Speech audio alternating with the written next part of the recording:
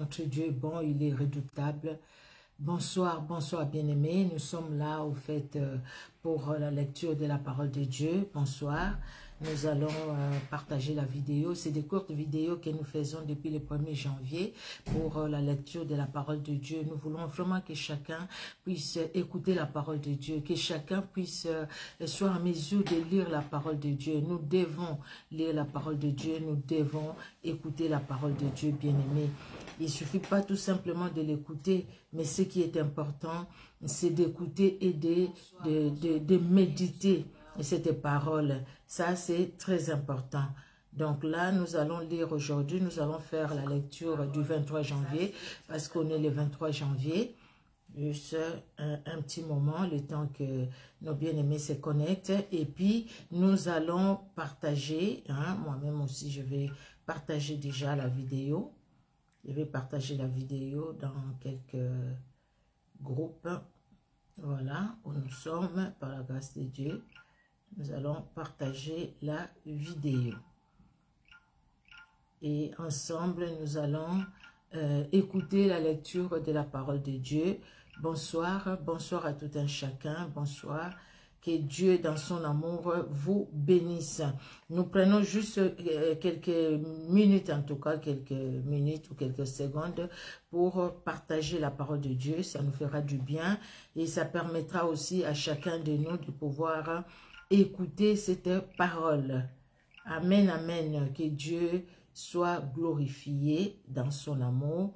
Nous allons juste partager un peu et après nous allons aller dans la lecture de la parole de Dieu. Nous allons après lire la parole de Jésus-Christ de Nazareth. Alléluia. Merci Seigneur Jésus. Merci le roi de gloire. Merci l'incomparable. Tu es Dieu Seigneur. Tu es redoutable. Alléluia. Pour ton amour, pour ta bonté et pour ta fidélité. Alléluia. Merci Seigneur Jésus-Christ. Nous n'allons pas rester longtemps à partager. Nous allons passer au fait directement à la lecture de cette bonne parole. Et puis, le reste, nos bien-aimés, ils vont se connecter petit à petit. Et puis, en plus, nous n'avons pas une heure fixe au fait, mais le Seigneur nous aidera pour que nous puissions avoir une heure fixe, où même les bien-aimés qui interviennent vont intervenir à la même heure. Comme ça, au moins, chacun sait qu'à cette heure-là, nous avons lecture de la parole de Dieu. Et nous sommes là pour écouter la parole de Dieu. Amen, amen. Notre Dieu est bon, il est redoutable. Nous allons prier. Éternel Dieu, notre roi, nous te disons un grand merci, toi qui veilles sur nous les jours comme la nuit, toi qui nous protèges, tu prends soin de nous dans les moindres détails, tu prends soin de chaque membre de nos familles, éternel Dieu de gloire, et tu es celui, Seigneur, qui a formé des projets de bonheur, de paix pour chacun de nous, éternel, et pour chaque membre de nos familles, éternel Dieu de gloire. David avait raison quand il a dit, un jour dans tes parvis vaut mieux que 1000 ans ailleurs, parce que Seigneur, c'est dans ta présence qu'il y a la paix, dans ta présence qu'il y a la joie, c'est dans ta présence qu'il y a la vie. À toi l'honneur, à toi la gloire, tendre Père, dans le nom puissant de Jésus-Christ. Bénis ces moments, bénis chaque cœur, Seigneur, qui est en contact, qui sera en contact, Seigneur, de ta parole, éternelle Dieu de gloire. Que le Saint-Esprit, Jésus de Nazareth, que ton Esprit Saint puisse conduire ces moments et que le Saint-Esprit se révèle dans nos cœurs, dans le nom puissant de Jésus-Christ, que nous avons ainsi prié. Amen. Amen, amen, amen. Que Dieu soit loué, que Dieu soit glorifié vraiment pour son amour qui est au-dessus de tout. Alors, nous allons faire la lecture de la parole de Dieu. Bien aimé, je l'ai dit, je le redirai. Notre sœur qui a fait la lecture samedi et dimanche, elle a rappelé encore la parole de Dieu. Vous voyez David qui dit, nous lisons aussi les psaumes. Dans les psaumes 119, 11, il dit, je serre ta parole dans mon cœur afin de ne pas pécher contre toi. toi. Donc, pour ne pas pécher contre toi, je dois avoir ta parole. Bien-aimé, cette parole ne viendra pas comme ça. Cette parole, nous commençons par l'écouter, nous la méditons et par la grâce du Saint-Esprit, par la force du Saint-Esprit, nous mettons cette parole en pratique. Et ainsi, nous n'allons pas pécher contre les commandements, contre la parole, parce que le Saint-Esprit nous aidera à marcher selon la parole de Dieu. Que cette parole soit une lumière qui nous éclaire, une lampe qui nous conduit, la parole de Dieu, les codes de notre vie chrétienne. Amen, amen. Alors, le 23 aujourd'hui, nous allons lire Genèse chapitre 24. Nous lisons, bien-aimés, au nom puissant de Jésus-Christ de Nazareth. Abraham était vieux, avancé en âge, et l'Éternel avait béni Abraham en toutes choses.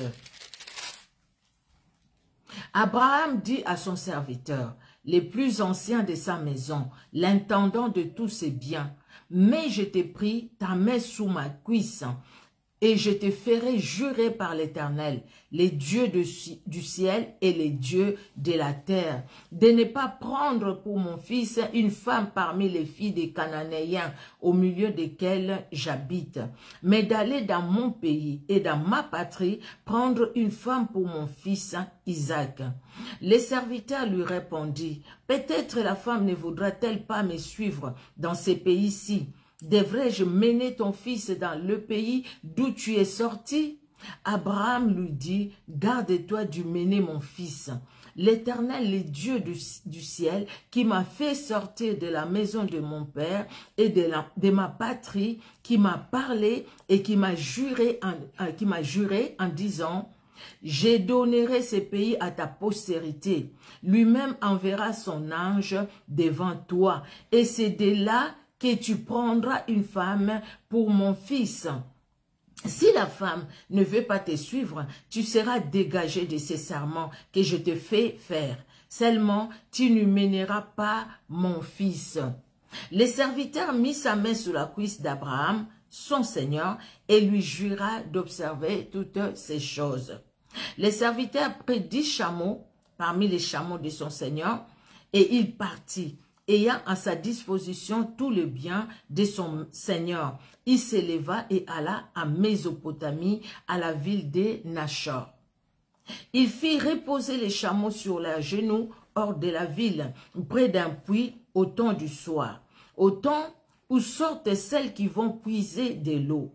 Et il dit, « Éternel, Dieu de mon Seigneur Abraham, fais-moi, je te prie, rencontrer aujourd'hui ce que je désire et use de bonté envers mon Seigneur Abraham. Voici, je me tiens près de la source d'eau et les filles des gens de la ville vont sortir pour puiser l'eau. Que la jeune fille à laquelle je dirai, penche ta cruche, je te prie pour que je boive, et qui répondra, bois, et je donnerai aussi à boire à tes chameaux, soit celle que tu as destinée à ton serviteur Isaac.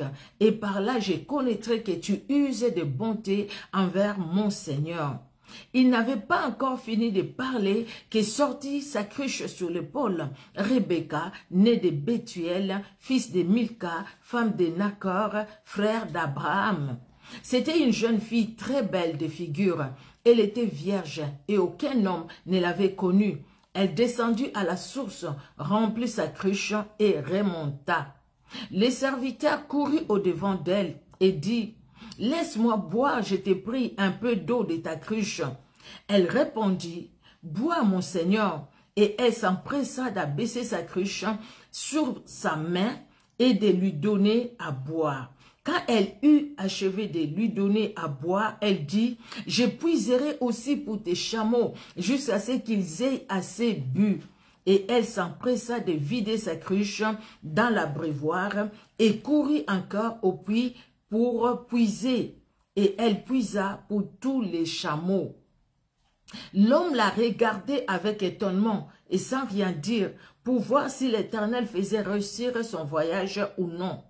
Quand les chameaux eurent fini de boire, l'homme prit un anneau d'or du poids d'un demi-cycle et 2 bracelets du poids de 10 cycles d'or. Et il dit, de qui es-tu fille? Dis-le-moi, je t'ai prie. Y a-t-il dans la maison de ton père de la place pour passer la nuit? Elle répondit, je suis fille de Bethuel, fils de Milka et de Nachor. Elle lui dit encore, il y a chez nous de la paille et du fourrage en abondance, et aussi de la place pour passer la nuit. Alors l'homme s'inclina et se prosterna devant l'Éternel, en disant, béni soit l'Éternel, le Dieu de mon Seigneur Abraham, qui n'a pas renoncé à sa miséricorde et à sa fidélité envers mon Seigneur. Moi-même, l'Éternel m'a conduit à la maison de frère de mon Seigneur. La jeune fille courut raconter ces choses à la maison de sa mère. Rebecca avait un frère nommé Laban. Et Laban courut dehors vers l'homme près de la source. Il avait vu l'anneau et les bracelets aux mains de sa sœur, et il avait entendu les paroles de Rebecca. Sa sœur disant, ainsi m'a parlé l'homme, il vint donc à cet homme qui se tenait auprès des chameaux vers la source. Et il dit, viens, béni de l'Éternel, pourquoi resterais-tu dehors? J'ai préparé la maison et une place pour les chameaux. L'homme arriva à la maison, Laban fit décharger les chameaux et il donna de la paille et du fourrage aux chameaux et de l'eau pour laver les pieds de l'homme. Puis il lui servit à manger, mais il dit, je ne mangerai point avant d'avoir dit ce que j'ai à dire. Parle, dit Laban. Alors il dit, je suis serviteur d'Abraham. L'Éternel a comblé de bénédictions mon Seigneur qui est devenu puissant. Il lui a donné des brebis et des bœufs, de l'argent et de l'or, des serviteurs et des servantes, des chameaux et des ânes. Sarah, la femme de mon Seigneur, a enfanté dans sa vieillesse un fils à mon Seigneur, et il lui a donné tout ce qu'il possède. Mon Seigneur m'a fait jurer en disant, tu ne prendras pas pour mon fils une femme parmi les filles des Cananéens, dans le pays desquels j'habite. Mais tu iras dans la maison de mon père et de ma famille prendre une femme pour mon fils. J'ai dit à mon Seigneur, peut-être la femme ne voudra-t-elle pas me suivre? Et il m'a répondu, l'Éternel devant qui j'ai marché enverra son ange avec toi et fera réussir ton voyage. Et tu prendras pour mon fils une femme de la famille et de la maison de mon père. Tu seras dégagé du serment que tu me fais quand tu auras été vers ma famille, et si on ne te l'accorde pas, tu seras dégagé du serment que tu me fais. Je suis arrivé aujourd'hui à la source, et j'ai dit, Éternel Dieu de mon Seigneur Abraham, si tu daignes faire réussir le voyage que j'accomplis, voici je me tiens près de la source d'eau, et que la jeune fille qui sortira pour puiser, à qui je dirai, laisse-moi boire, je t'ai pris un peu d'eau de ta cruche, et qui me répondra, bois toi-même, et je puiserai aussi pour tes chameaux. Que cette jeune fille soit la femme que l'Éternel a destinée au fils de mon Seigneur. Avant que j'aie fini de parler à mon cœur, voici Rebecca est sortie, sa cruche sur l'épaule. Elle est descendue à la source et a puisé. Je lui ai dit, donne-moi à boire, je t'ai prie. Elle s'est empressée d'abaisser sa cruche de dessus son épaule et elle a dit, bois. Et je donnerai aussi à boire à tes chameaux. J'ai bu. Et elle a aussi donné à boire à mes chameaux. Je l'ai interrogée et j'ai dit, de qui es-tu fille? Elle a répondu, je suis fille de Bethuel, fils de Nachor et de Milka. J'ai mis l'anneau à son nez et les bracelets à ses mains. Puis je me suis inclinée et prosternée devant l'Éternel, et j'ai béni l'Éternel, le Dieu de mon Seigneur Abraham, qui m'a conduit fidèlement, afin que je prenne la fille du frère de mon Seigneur pour son fils. Maintenant, si vous voulez user de bienveillance et de fidélité envers mon Seigneur, déclarez-le-moi, sinon déclarez-le-moi, et je me tournerai à droite ou à gauche. Laban et Bethuel répondirent et dirent, c'est de l'Éternel que la chose vient. nous ne pouvons te parler ni en mal, ni en bien. Voici Rebecca devant toi, prends et va, et qu'elle soit, oui, et prends et va, et qu'elle soit la femme du fils de ton Seigneur, comme l'Éternel l'a dit. Lorsque les serviteurs d'Abraham eurent entendu leurs paroles, il se prosterna en terre devant l'Éternel. Et le Seigneur sortit et les serviteurs, excusez-moi, et les serviteurs, le verset 53, et les serviteurs sortit des objets d'argent, des objets d'or et des vêtements qu'il donna à Rebecca. Il fit aussi des riches présents à son frère et à sa mère. Après quoi, ils mangèrent et burent, lui et les gens qui étaient avec lui, et ils passèrent la nuit. Le matin, quand ils furent levés, les serviteurs dirent, « Laissez-moi retourner vers mon Seigneur. » Les frères et la mère dirent, « Que la jeune fille reste avec nous quelque temps encore, une dizaine de jours, ensuite tu partiras. » Il leur répondit, « Ne me retardez pas, puisque l'Éternel a fait réussir mon voyage.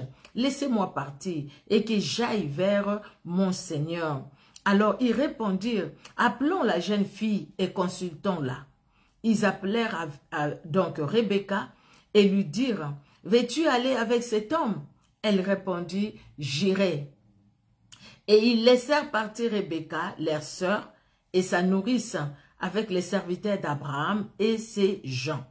Ils bénirent Rebecca et lui dirent, « Oh, notre sœur, puisses-tu devenir des milliers, des myriades, et que ta postérité possède la porte de ses ennemis. » Rebecca se leva avec ses servantes. Elles montèrent sur les chameaux et suivirent l'homme. Et le serviteur amena Rebecca et partit.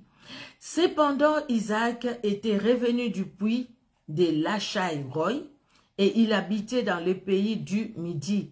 Un soir qu'Isaac était sorti pour méditer dans les champs, il leva les yeux et regarda, et voici des chameaux arrivaient. Rebecca leva aussi les yeux, vit Isaac et descendit de son chameau. Elle dit au serviteur, « Qui est cet homme qui vient dans les champs à notre rencontre ?» Et le serviteur répondit, « C'est mon Seigneur. » Alors elle prit son voile et se couvrit. Le serviteur raconta à Isaac toutes les choses qu'il avait faites. Isaac conduisit Rebecca dans la tente de Sarah, sa mère. Il prit Rebecca qui devint sa femme et il l'aima. Ainsi fit consoler Isaac après avoir perdu sa mère. Il y avait 67 versets. Alors, nous continuons. Nous allons lire Néhémie au chapitre 13. Néhémie chapitre 13, c'est le dernier chapitre de Néhémie. Le dernier chapitre de Néhémie, nous allons lire. Néhémie chapitre 13. Dans ces temps, on lut en présence du peuple dans les livres de Moïse, et l'on y trouva écrit que l'Ammonite et les Moabites ne devraient jamais entrer dans l'assemblée de Dieu, parce qu'ils n'étaient pas venus au-devant des enfants d'Israël avec du pain et de l'eau, et parce qu'ils avaient appelé contre eux à prix d'argent Balaam pour qu'il les maudisse. Mais notre Dieu changea la malédiction en bénédiction. Amen. Lorsqu'on eut entendu la loi, on sépara d'Israël tous les étrangers. Avant cela, les sacrificateurs Eliashib, établis dans les chambres de la maison de notre Dieu, et parents de Tobija. Avant cela, les sacrificateurs Eliashib, établis dans les chambres de la maison de notre Dieu, et parents de Tobija, avaient disposé pour lui une grande chambre où l'on mettait auparavant des offrandes, l'encens, les ustensiles, la dîme, du blé, du mou et de l'huile, ce qui était ordonné pour les Lévites, les chantres et les portiers. et ce qui était prélevé pour le sacrificateur. Je n'étais point à Jérusalem quand tout cela eut lieu, car j'étais retourné auprès du roi la 32e année d'Artaxerxès, roi de Babylone. À la fin de l'année, j'obtins du roi la permission de revenir à Jérusalem, et je m'aperçus du mal qu'avait fait Eliashib en disposant une chambre pour Tobija dans les parvis de la maison de Dieu. J'en éprouvais un vif de plaisir et j'ai jeté hors de la chambre tous les objets qui appartenaient à Tobija. J'ordonnai qu'on purifie les chambres et je replaçai les ustensiles de la maison de Dieu, les offrandes et l'encens. J'appris aussi que les portions des Lévites n'avaient point été livrées et que les Lévites et les chantres chargés du service s'étaient enfuis chacun dans son territoire. Je fis des réprimandes aux magistrats et je dis, pourquoi la maison de Dieu a-t-elle été abandonnée? Et je rassemblai les Lévites et les chantres et je les remis à leur poste. Alors tout Juda apporta dans les magasins la dîme du blé, du mou et de l'huile. J'ai confié la surveillance des magasins à Shelemia, le sacrificateur, à Tchadok, les scribes, et à Pédaja, l'un des Lévites. Et je leur adjoignis Anna, fils de Zakur et fils de Matania, car il avait la réputation d'être fidèle. Ils furent chargés de faire les distributions à leurs frères. Souviens-toi de moi, ô mon Dieu, à cause de cela, et n'oublie pas mes actes de pitié à l'égard de la maison de mon Dieu et des choses qui doivent être observées. À cette époque, je vis en Juda des hommes foulés au pressoir pendant les sabbats, rentrés des gerbes, chargés sur des ânes, même du vin, des raisins et des figues, et toutes sortes de choses, et les amener à Jérusalem les jours du sabbat. Et je leur donnais des avertissements les jours où ils vendaient leurs denrées. Il y avait aussi des Tyriens établis à Jérusalem qui apportaient du poisson et toutes sortes de marchandises et qui les vendaient aux fils de Juda les jours de sabbat et dans Jérusalem. Je fis des réprimandes aux grands de Juda et je leur dis, que signifie cette mauvaise action que vous faites en profanant le jour du sabbat? N'est-ce pas ainsi qu'on agit vos pères, et n'est-ce pas à cause de cela que notre Dieu a fait venir tous ces malheurs sur nous et sur cette ville? Et vous attirez de nouveau sa colère contre Israël en profanant les sabbats. Puis j'ordonnai qu'on ferme les portes de Jérusalem avant les sabbats, dès qu'elles seraient dans l'ombre, et qu'on les ouvre qu'après les sabbats, Et je plaçai quelques-uns de mes serviteurs aux portes pour empêcher l'entrée des fardeaux les jours du sabbat. Alors les marchands et les vendeurs de toutes sortes de choses passèrent une ou deux fois la nuit hors de Jérusalem. Je les avertis en leur disant, « Pourquoi passez-vous la nuit devant la muraille? Si vous le faites encore, je mettrai la main sur vous. » Dès ce moment, ils ne vinrent plus pendant les sabbats.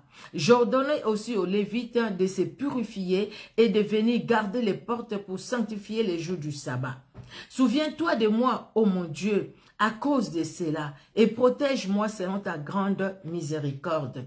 À cette même époque, j'ai vu des Juifs qui avaient pris des femmes astodiennes, ammonites, moabites. La moitié de leurs fils parlaient asdodien et ne savaient pas parler les Juifs. Ils ne connaissaient que la langue de tel ou de tel peuple. Je leur fis des réprimandes et je leur maudis. J'en frappai quelques-uns, je leur arrachai les cheveux et je les fis jurer au nom de Dieu en disant, vous ne donnerez pas vos filles à leurs fils et vous ne prendrez leurs filles ni pour vos fils ni pour vous-même. N'est-ce pas en cela qu'a péché Salomon, roi d'Israël? Il n'y avait point de roi semblable à lui parmi la multitude des nations. Il était aimé de son Dieu. Et Dieu l'avait établi roi sur tout Israël. Néanmoins, les femmes étrangères l'entraînèrent aussi dans les péchés. Faut-il donc apprendre à votre sujet que vous commettez un aussi grand crime et que vous péchez contre notre Dieu en prenant des femmes étrangères? Un des fils de Jojada, fils d'Eliashib, les souverains sacrificateurs, était gendre de Sambala, les Horonites, je les chassais loin de moi. Souviens-toi d'eux, ô mon Dieu, car ils ont souillé les sacerdoces et l'alliance contractée par les sacrificateurs et le Lévite. Je les purifiai de tout étranger et j'ai remis en vigueur ce que devaient observer les sacrificateurs et les Lévites, chacun dans sa fonction. Et ce qui concernait l'offrande du bois aux époques fixées, de même que les prémices, souviens-toi favorablement de moi, ô mon Dieu. Amen, amen. Ça c'est Néhémie, chapitre 13, et nous avons fini Néhémie. Alors, nous allons dans le Nouveau Testament, nous allons lire Matthieu. Matthieu, le chapitre 23. Alors, Matthieu 23. Alors, Jésus parla à la foule et à ses disciples, dit, « Les scribes et les pharisiens sont assis dans la chaire de Moïse. Faites donc et observez tout ce qu'ils vous disent, mais n'agissez pas selon leur œuvre, car ils disent et ne font pas. Ils lient des fardeaux pesants et les mettent sur les épaules des hommes, mais ils ne veulent pas les remuer du doigt. Ils font toutes leurs actions pour être vus des hommes. Ainsi, ils portent de larges phylactères et ils ont de longues franges à leurs vêtements. Ils aiment la première place dans les festins et les premiers sièges dans les synagogues. Ils aiment à être salués dans les places publiques et à être appelés par les hommes Rabbi, Rabbi. Mais vous, ne vous faites pas appeler Rabbi, car un seul est votre maître et vous êtes tous frères. Et n'appelez personne sur la terre votre Père, car un seul est votre Père, celui qui est dans les cieux. Ne vous faites pas appeler directeur, car un seul est votre directeur, le Christ. Le plus grand parmi vous sera votre serviteur. Quiconque s'élèvera sera abaissé, et quiconque s'abaissera sera élevé. Malheur à vous, scribes et pharisiens, hypocrites, parce que vous fermez aux hommes les royaumes des cieux. Vous n'y entrez pas vous-même, et vous n'y laissez pas entrer ceux qui veulent entrer. Malheur à vous, scribes et pharisiens, hypocrites, parce que vous dévorez les maisons de veuves et que vous faites pour l'apparence de longues prières. À cause de cela, vous serez jugés plus sévèrement. Malheur à vous, scribes et pharisiens, hypocrites, parce que vous courez la mer et la terre pour faire un prosélyte. Et quand il est devenu, vous en faites un fils de la Guéhenne, 2 fois plus que vous. Malheur à vous, conducteurs aveugles, qui dites, si quelqu'un joue par les temples, ce n'est rien. Mais si quelqu'un joue par l'or du temple, il est engagé, insensé et aveugle. Lequel est le plus grand, l'or ou le temple qui sanctifie l'or? Si quelqu'un dit, dites-vous encore, joue par l'autel, ce n'est rien. Mais si quelqu'un joue par l'offrande qui est sur l'autel, il est engagé, aveugle. Lequel est le plus grand, l'offrande ou l'autel qui sanctifie l'offrande? Celui qui joue par l'autel, et par tout ce qui est dessus. Celui qui joue par les temples, joue par les temples, et par celui qui l'habite. Et celui qui joue par le ciel, joue par le trône de Dieu, et par celui qui est assis. Malheur à vous, scribes et pharisiens, hypocrites, parce que vous payez la dîme de la menthe, de la nette et du cumin, et que vous laissez ce qui est plus important dans la loi, la justice, la miséricorde et la fidélité. C'est là ce qu'il fallait pratiquer sans négliger les autres choses. Conducteurs aveugles, qui coulaient les moucherons et qui avalaient les chameaux. Malheur à vous, scribes et pharisiens, hypocrites, parce que vous nettoyez les dehors de la coupe et du plat, et qu'au-dedans, ils sont pleins de rapines et d'intempérance. Pharisiens aveugles, nettoie premièrement l'intérieur de la coupe et du plat, afin que l'extérieur aussi devienne net.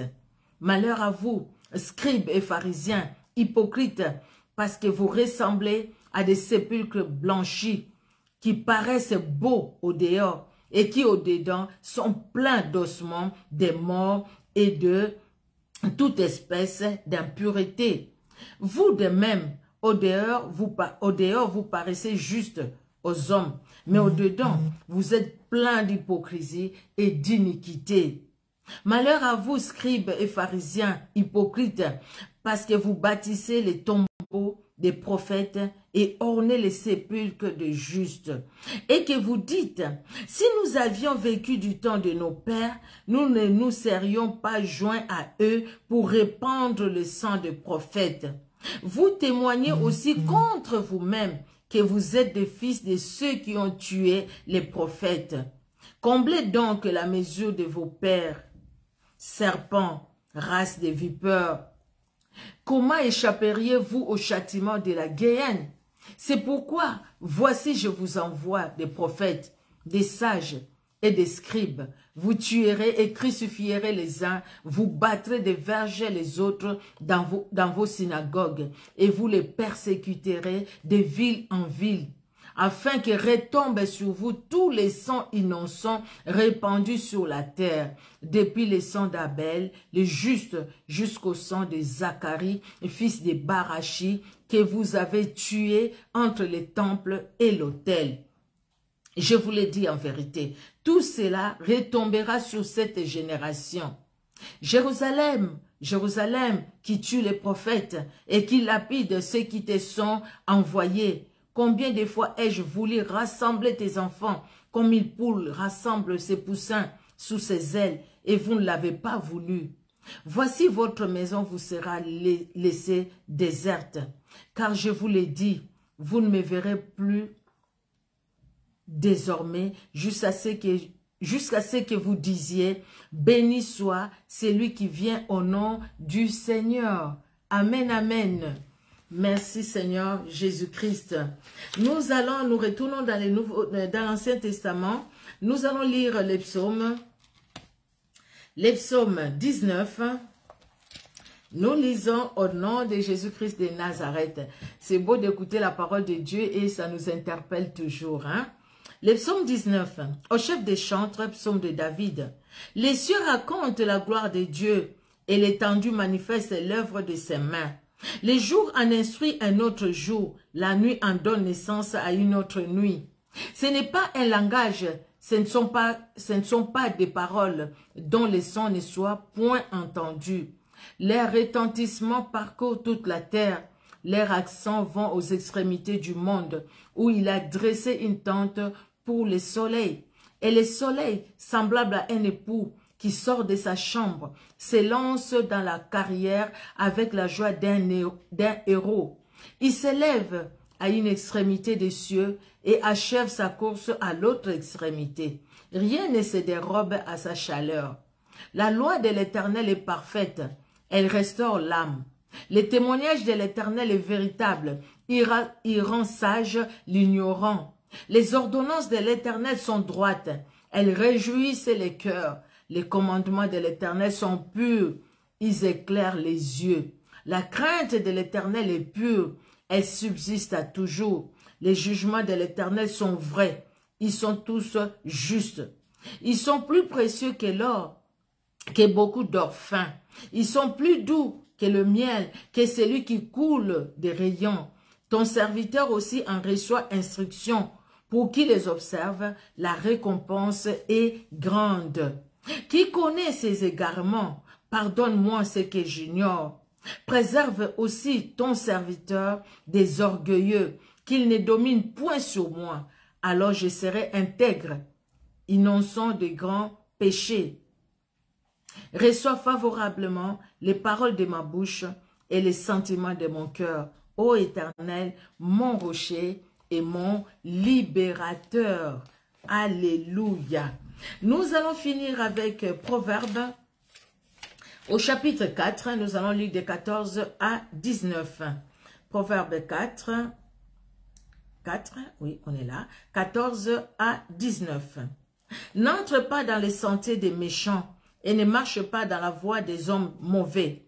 Évite-la, n'y passe point.